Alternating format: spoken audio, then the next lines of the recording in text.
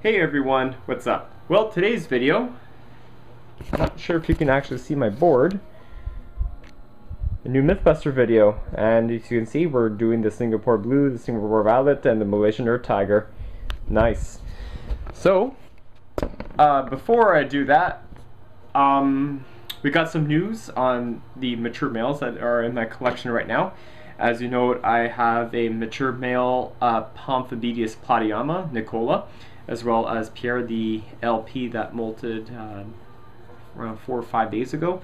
Well, actually I just made a ad on Arachnoboards, and sure enough I got 2 people that are interested in both my males. I have Cruel from Saskatchewan, who's getting a female platyama very soon, so I'm going to send it to him. And then I got Jason, got his username. Let me just have a look-see. Let's see, notifications, private messages, notifications. Vinyl, I'm assuming he's near Quebec. He's asking me about my Alpara Habana, and he has a gorgeous 7.5 inch lady that he wants to knock boots with the right guy, if you will. Well, yeah, cool. I'll send it to him as well. So that way we can have more of my babies coming up. Speaking of which, there's another breeding project I'm going to be heading out. Armando has messaged me saying that he has his mature male Tapnicenius Sancti Vincenti. So since I do have a freshly molted female, I'm going to breed her. And where is she? Yeah, she's over... Oh, it's right here. That pretty little lady. And as well, Kodark 2's male is doing awesome. I think he's doing sperm webs. So, I'm actually going to try and film a different T. Whoa, that's too dark. We'll get this Regalis, that's Pandora, to see how well she's gonna mate with him. I like her cage because it's a 10-gallon tank, and they have a lot of room to maneuver, unlike Zelda's cage, which is actually a little bit pretty small for breeding. But I think hopefully she's going to do well, and hopefully he's not going to eat him. But I am going to severely pump her up with food and record it. Anyways, so today we're going over the Mythbuster video regarding to the Cyriopagopus species, and as well as the Lampropelma. Now I decided to lump these all in one video because they're pretty similar. As you know, the Lampropelma and the Cyriopagopus species are old world arboreals, so you could expect them to have a very nasty temperament, very fast natured, and medically significant venom. So in my collection I do happen to own 2 species. One is the Lampropelma and the other one is the Cyriopagopus. So these are actually the most common ones that you'll find in the pet trade. I have here my Cyriopagopus shoidi, the Malaysian Earth Tiger. She's over here. I got this one from Tarantula, Canada. As well as this sexed female, I think likely, Lampropelma R.I.P the Singapore Blue. Yeah, she's in there. I'm not going to take her out because she's extremely fast. Okay, so let's get started. Okay, so here are the common names of the species. Cyriopagopus species Blue is the Singapore Blue. The Lampropelma R.I.P is the Singapore Violet. And the Malaysian Earth Tiger is the Cyriopagopus shoidi. Now granted, I don't really like using the common names because they're very ambiguous and they always change or never universal like the Latin names. So I personally think learning the Latin names are better off, especially if you go to an online dealer like Tarantula Canada that only has the Latin names available. If you go to reptile expos or even your local pet store and you come across this mystery tea, often mislabeled, if you know the Latin names of the species, you'll probably figure out what mystery tea it is. But here are the Latin names: Cyriopagopus shoidi, Cyriopagopus species Blue, and Lampropelma R.I.P. Pronounced Cyriopagopus and Lampropelma violaceopes. Now you're probably asking yourself, why do I color-coded these two species here?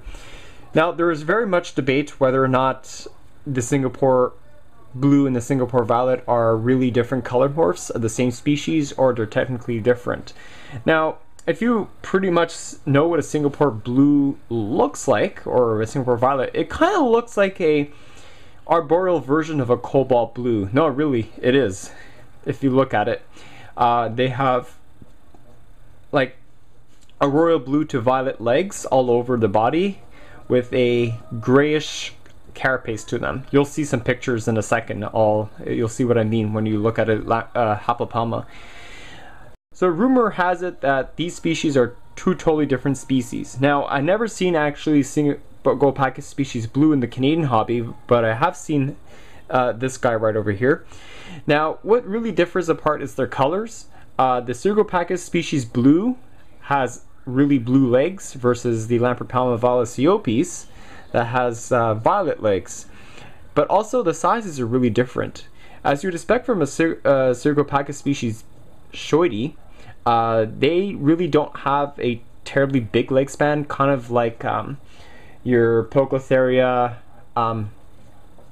metallica or Cephusca, which are the smallest of the pokies that have a 6 to 7 inch leg span. But the Lampropelma violaceopes is actually one of the larger specimens that can attain a 8 to 9 inch average leg span from tip of the first leg to the tip of the last leg. So it'll be like 9 inches across. That's a pretty big T. So now, availability and COTS. Oh, before I go on to that, this also applies to other species of the Lampropelma genus that are currently available in the hobby, such as Lampropelma nigerum and Lampropelma species Borneo black, which can also be applied to this care sheet. Now, okay, so, alright, let's start off with the Cyriopagopus shoidy. Half-inch spiderlings go for at least $20 to $30, depending on where you get them. Adults will most likely run into you for the $150 range. The Singapore blue and the Singapore violet, I remember buying mine for around $45 as a 3/4 inch specimen.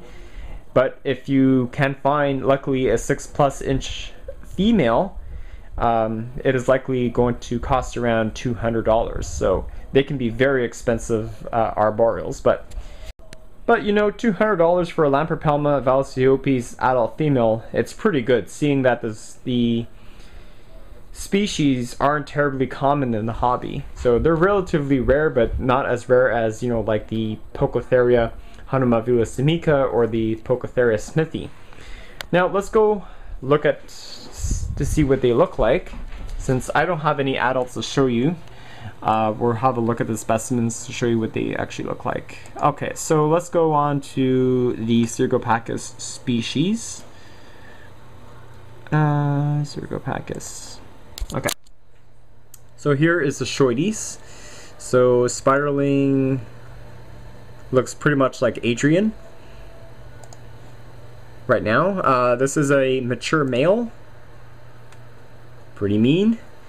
As you can see, they're tan colored, and you can see it has no tibal hooks, but they do have bulbous pedipalps. And the females look pretty. It's kind of like a tan carapace, kind of like a blue-black legs, accentuated by a brown abdomen with black markings.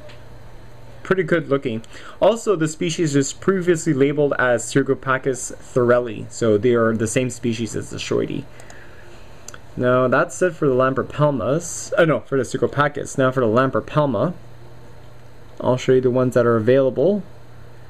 Okay, so here is a nigerum. Pretty cool. Michael Scheller took this picture. This one here, I don't have a Borneo black, but I'm pretty sure it's all black with tan markings. on the carapace. Okay, so Violaceopes now. Sling looks pretty brown. You can start to see the patterns start to come out. Now this one here is a female. See what I mean? It kind of looks like it kind of looks like cobalt blue a bit. You can see the blue violet legs all around the body, and you can see the tan carapace. So if you do want to compare to the Haplopelma lividum, even though that they're totally different species, you can see they have kind of a resemblance to them. And a mature male, you probably suspect from a Cyriopagopus species, from the shorty at least. Let me just go down to figure out where it is. Lampropelma male. Yeah, pretty much, yeah. You can see it's all tan carapace, tan all over, faded abdomen patterns, no tubal hooks, but they do have bulbous pedipalps. Okay, so as far as growth rates are concerned for the Lampropelma and the Cyriopagopus genera, in my experience, they're pretty fast growing, but I wouldn't go as far to say that they're fast growing and pokies. Show you my Lampropelma Violaceopes. I got this one back in 2009 as a 1/2 inch spiderling, and right now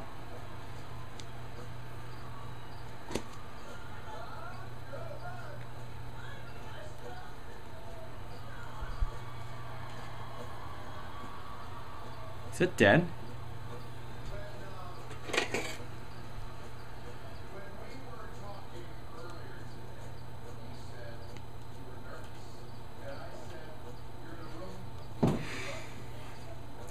Alright, I'm sorry guys. I thought my Lampropelma Violaceopes was alive, it just died.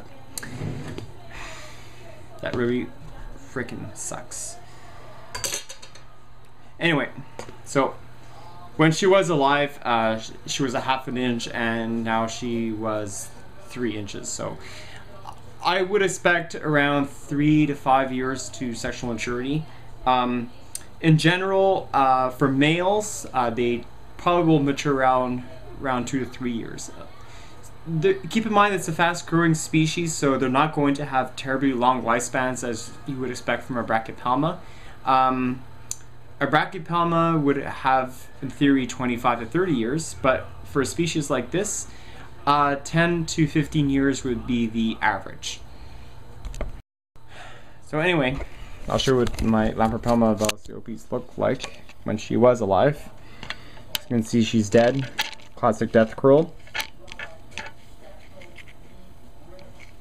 Yeah, she was a good sized specimen too. Yeah, you can tell that it had the epigastric furrow, which indicates it's a female. Crap, but you know, luckily my Cyriopagopus shorty is alive, so you know that's a good thing. As you can see, mine is currently about 1.5 inches. It's looking very brown, just like the sling.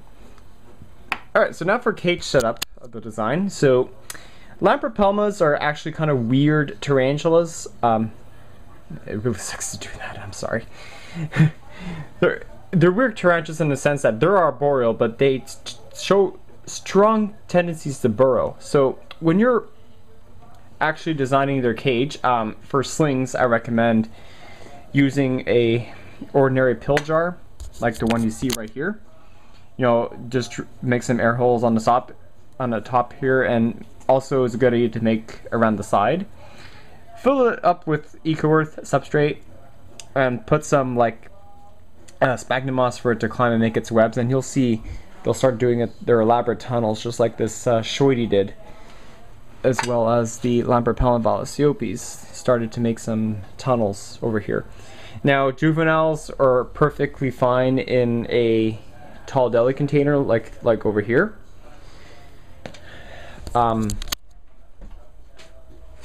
Adults or subadults are okay in this Rubbermaid jar, 1 gallon, but if you're going to house an adult specimen like around R.I.P size, you're probably going to want to either go for a big critter keeper like this on its side, or either a 5-gallon tank, just like here.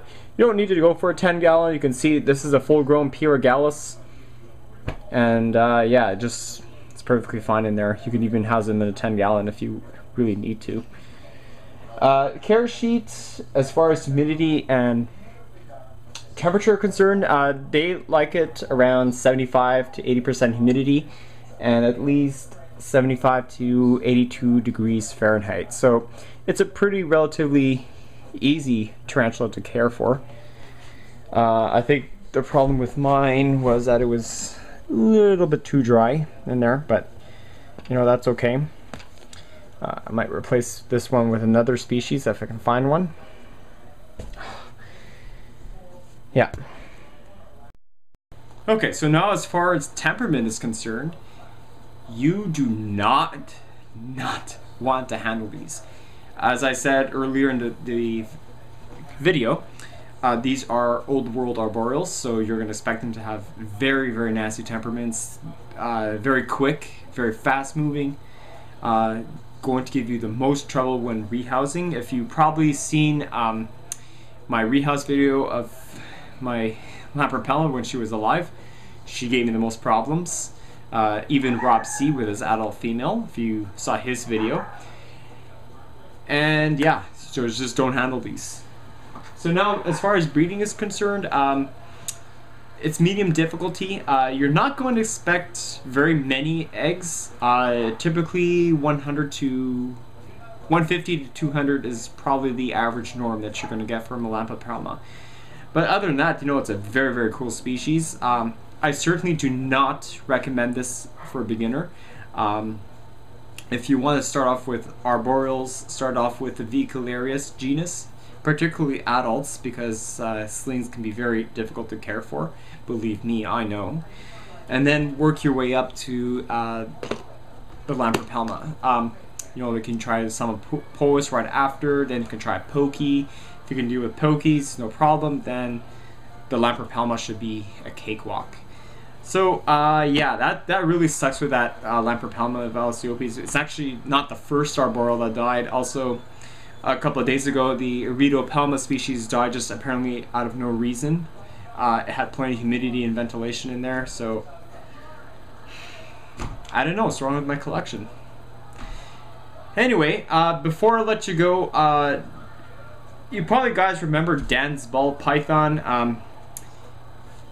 He needs some views because he went out of the hobby and out of YouTube for 5 months, and he lost a lot of viewers. Well, it's pretty much to be expected. You know, when you don't post videos, not a lot of people are going to watch your channel if you don't post new ones.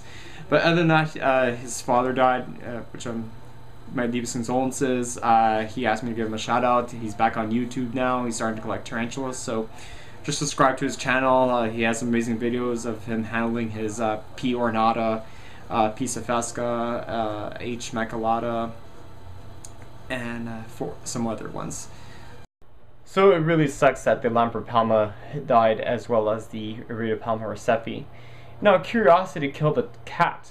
I wanted to see if that P.ornata, that little sling that was right next to my L.violaceopes, to check if she was alive. No, actually he, because it's the male. Sure enough, I looked it up. Died too. Really don't understand what the problem was.